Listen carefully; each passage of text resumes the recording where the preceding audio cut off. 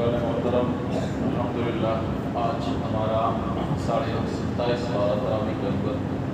مکمل ہو چکا ہے۔ سب سے پہلے ہم نے سورۃ الرحمن پڑھا، اس میں اللہ تبارک و تعالیٰ نے تقریباً 31 دفعہ انسانوں اور جناتوں کو خطاب کرتے ہوئے یہ فرمایا ہے کہ اعلیٰ میری کون کون سی نعمتوں کو بھلاؤ گا، اور اس کے ذیل میں بہت سی نعمتوں کے تذکرے آئے ہیں۔ پھر سورہ واقعہ کی شروعات ہوتی ہے۔ اس صورت میں قیامت کے مناظر ہیں، انشاءاللہ اس کا تذکرہ ہم 29ویں پارے میں سورہ معارج میں کریں گے۔ پھر سورہ حدید میں صحابہ کی کیٹیگرائزیشن ہوئی ہے، اللہ تعالیٰ کی جو ہے صفتوں کو بیان کیا گیا ہے، اور بھی بہت سی چیزیں ہیں جو بیان ہوئی ہیں۔ پھر 28واں پارہ شروع ہوتا ہے، اس میں سورہ مجادلہ ہے، سب سے پہلی سورت، اس میں اللہ تبارک و تعالیٰ نے ایک صحابیہ کے واقعے کو نقل فرمایا ہے، اور پھر آداب مجلس کو بیان کیا گیا کہ جب کہیں مجلس لگی ہوئی ہو اور کوئی آئے تو اسے جگہ دے دینی چاہیے، اس کے لیے دل کو کشادہ رکھنا چاہیے۔ اسی طریقے سے پھر اللہ تعالیٰ نے اس صورت کے اخیر میں فرمایا کہ میں نے یہ بات مقدر کر دی ہے کہ لا اغلبن انا ورسولی، کہ میرے پیغمبر اور میں ہی غالب رہیں گے، یعنی میرے راستے پر جو چلنے والے ہیں ان کو ہی غلبہ مقدر اور ان کو ہی غلبہ نصیب ہوگا۔ پھر سورہ حج شروع ہوتی ہے، اور اس صورت کے اندر اللہ تعالیٰ نے یہودیوں کے واقعے کو نقل فرمایا۔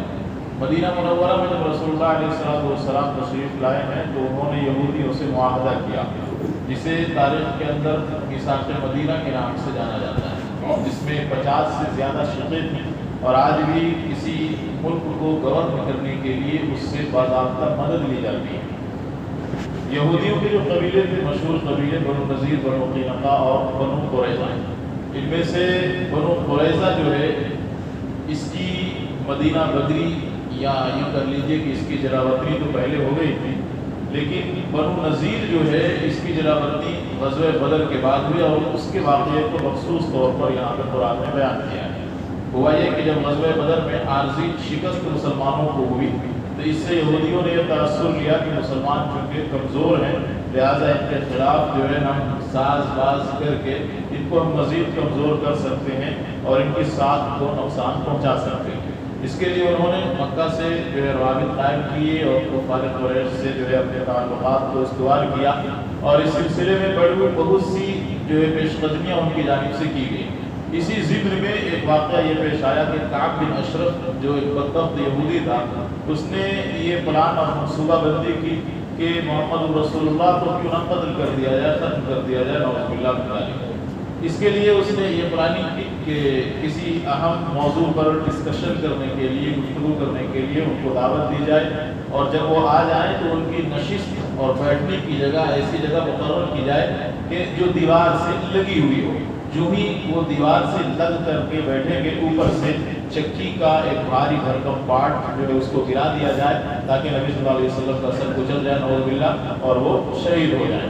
یہ اس کی منصوبہ بندی تھی۔ رسول اللہ علیہ السلام کو دعوت دی جاتی ہے، آپ تشریف لے جاتے ہیں، لیکن پھر بذریعہ وہی اللہ تعالیٰ نے بدلا دیا تو آپ صلی اللہ علیہ وسلم واپس تشریف لے آئے۔ جب اس طرح کے مظالم یہودیوں کی طرف سے ظاہر ہونے لگے تو آخر میں آپ صلی اللہ علیہ وسلم نے فیصلہ کیا کہ اپنے پہلے بھائیوں کی طرف جو ہے تمہیں بھی اب تو جلا وطنی کرنی ہی پڑے گی۔ اس مدینہ جیسی مقدس بستی میں اور اس جیسے مقدس شہر میں تمہارے لیے جگہ نہیں ہے۔ چنانچہ پھر قلعے کا محاصرہ ہوتا ہے، اور بالآخر جو ہے ان کو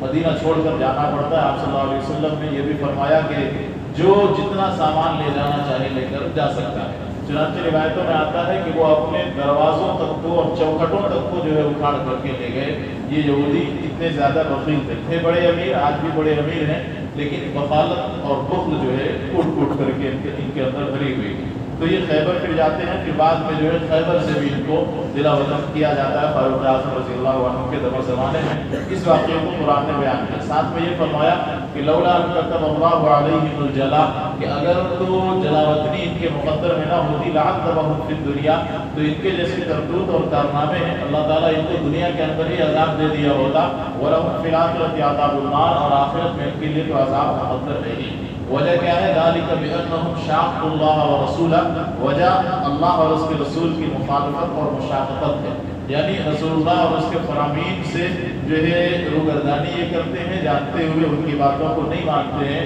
اس وجہ سے یہ اس اعتاب کے اور اس جلاوطنی کے مستحق اور حقدار بنے ہیں۔ آخر میں جا کر کے جو ہے سورہ ممتحنہ شروع ہوتی ہے، اس میں اللہ تعالیٰ نے بعض احکام بیان کیے ہیں کہ مسلمانوں کو ان لوگوں کے ساتھ جو کہ مسلمان نہیں ہیں کیسے برتاؤ کرنے چاہیے۔ ان میں دو کیٹیگریز کے لوگ مل جائیں گے آپ کو، بعض لوگوں میں جو مسلمانوں کے دشمن ہیں، بالخصوص اگر اسے مکہ اور مدینہ کے پس منظر میں آپ دیکھیں تو قرآن نے کہا کہ اللہ تعالیٰ تمہیں ان لوگوں سے دوستی بنانے اور بڑھانے سے روکتا ہے جنہوں نے قاتلوکم فی الدین، تم سے مقاتلہ کیا، جہاد کیا، وظاہروکم علی اخراجکم، اور مکہ سے نکالنے میں مکہ والوں کی مدد کی ہے، ان سے تو تمہیں دوستی نہیں کرنی ہے۔ ہاں ایسے لوگ بھی موجود ہیں جنہوں نے تمہیں جو ہے مدینے سے مکہ سے نکالنے میں مکہ والوں کی کسی طریقے کی مدد نہیں کی، تو